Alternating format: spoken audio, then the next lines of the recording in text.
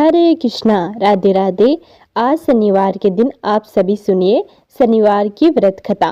पौराणिक कथा के अनुसार एक बार सूर्य, चंद्रमा, बुध, बृहस्पति, शुक्र, शनि, राहु और केतु 9 ग्रहों में आपस में विवाद हो गया कि हम सब में से सबसे बड़ा कौन है। सब अपने आप को बड़ा कहते थे।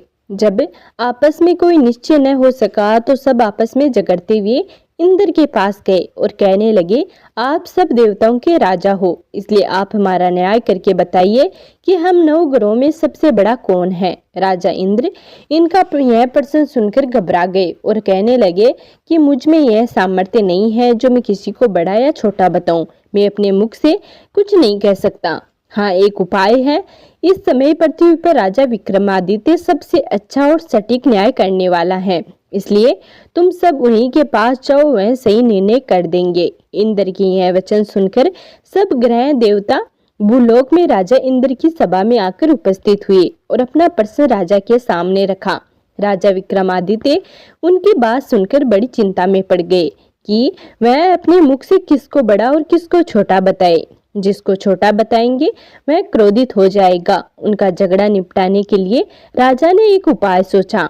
उन्होंने सोने, चांदी, कांसा, पीतल, सीसा, रांगा, जस्ता, अब्रक और लोहा 9 धातुओं के आसन बनवाए। सब आसनों के क्रम से जैसे सोना सबसे आगे और लोहा सबसे पीछे बिछाए गए।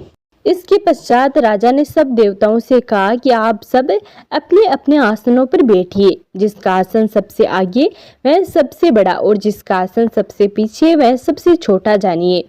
क्योंकि लोहा सबसे पीछे था वह शनिदेव का आसन था, इसलिए शनिदेव ने समझ लिया कि राजा ने मुझको सबसे छोटा बताया है। इस पर शनिदेव को बड़ा क्रोध आया और कहा कि हे राजा, तू मेरी पराक्रम को नहीं जानता। सूर्य एक राशि पर 1 महीने, चंद्रमा 2.25 दिन, मंगल 1.5 महीना, बृहस्पति 13 महीने, बुध और शुक्र 1-1 महीने, राहु और केतु दोनों उल्टे चलते हुए केवल 28 महीने एक राशि पर रहते हैं। परंतु मैं एक राशि 2.5 अथवा 2.5-7 साल तक रहता हूँ। बड़े बड़े देवताओं को भी मैंने भीषण दुख दिया है। राजन सुनो, राम जी को 7.5 आई और वनवास हो गया। रावण पर आई तो राम और लक्ष्मण ने लंका पर चढ़ाई कर दी, रावण के कुल का नाश कर दिया। हे राजा, तुम अब सावधान रहना। राजा ने कहा, जो कुछ भाग्य में है देखा जाएगा। उसके बाद अन्य ग्रह तो प्रसन्नता के साथ चले गए, परंतु शनिदेव तो वहां से बड़े ही क्रोधित होकर पधारे। कुछ काल व्यतीत होने पर राजा को 7.5 की दशा आई। शनिदेव घोड़ों के सौदागर बनकर अनेक सुंदर घोड़ों के सहित राजा की राजधानी में आए।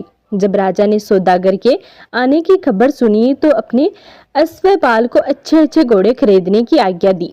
अश्वपाल ऐसी अच्छी नस्ल के घोड़े देखकर और उनका मूल्य जानकर चकित रह गया, परंतु उसने राजा को खबर दी। राजा उन घोड़ों को देखकर एक अच्छा सा घोड़ा चुनकर उस पर सवारी के लिए चढ़ा।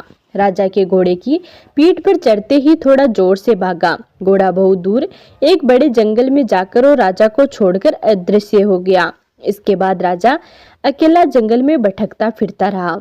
बहुत देर के पश्चात राजा ने भूख और प्यास से दुखी होकर भटकते भटकते ग्वाले को देखा। ग्वाले ने राजा को प्यास से व्याकुल देखकर पानी पिलाया। राजा की उंगली में एक अंगूठी थी, वह उसने निकालकर प्रसन्नता के साथ ग्वाले को दे दी और शहर की ओर चल दिया। राजा शहर में पहुंचकर एक सेठ की दुकान पर जाकर बैठ गया। राजा ने अपने आप को उज्जैन का रहने वाला तथा अपना नाम विका बताया। सेठ ने उसको एक कुलीन मनुष्य समझकर जल आदि पिलाया। भाग्यवश उस दिन सेठ की दुकान पर बिक्री बहुत अधिक हुई।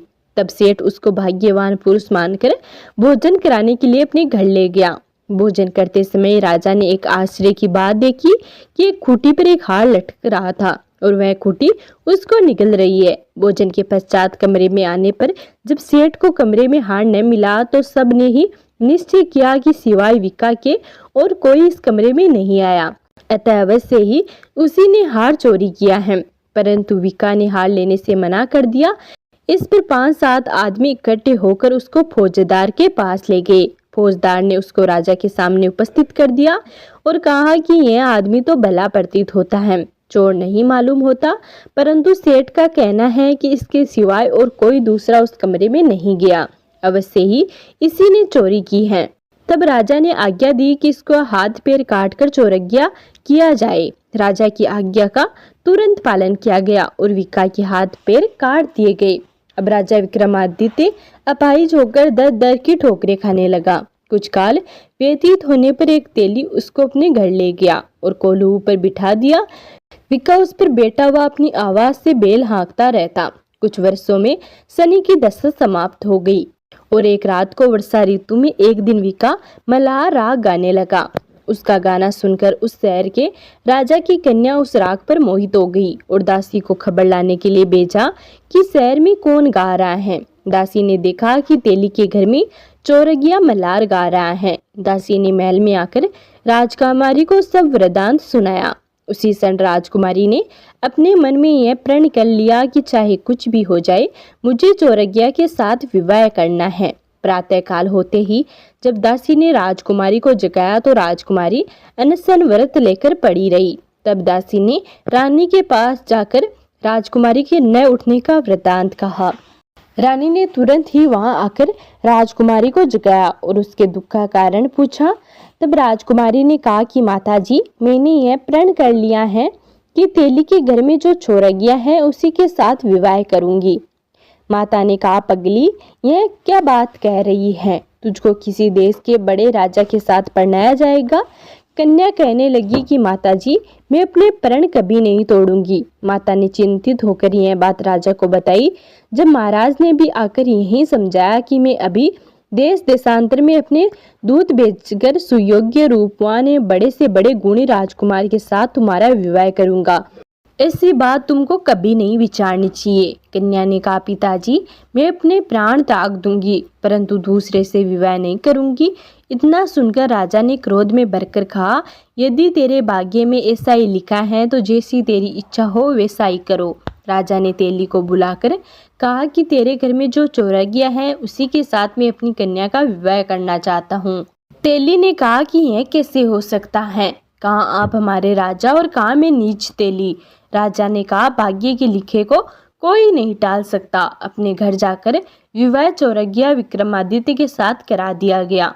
रात्रि को जब विक्रमादित्य और राजकुमारी महल में सोए हुए थे तब आधी रात के समय शनिदेव ने विक्रमादित्य को सपने में आकर कहा कि हे राजा, तुमने मुझको छोटा बतलाकर तुमने कितने दुख उठाए। राजा ने क्षमा मांगी।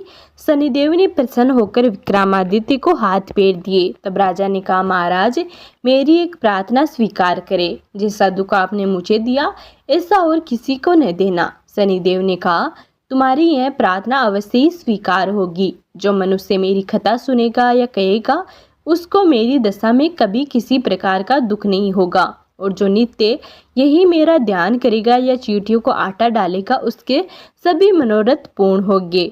इतना कहकर शनिदेव अपने धाम को चले गए। जब राजकुमारी की आंखें खुली और उसने राजा के हाथ पांव देखे तो आश्चर्यचकित रह गई।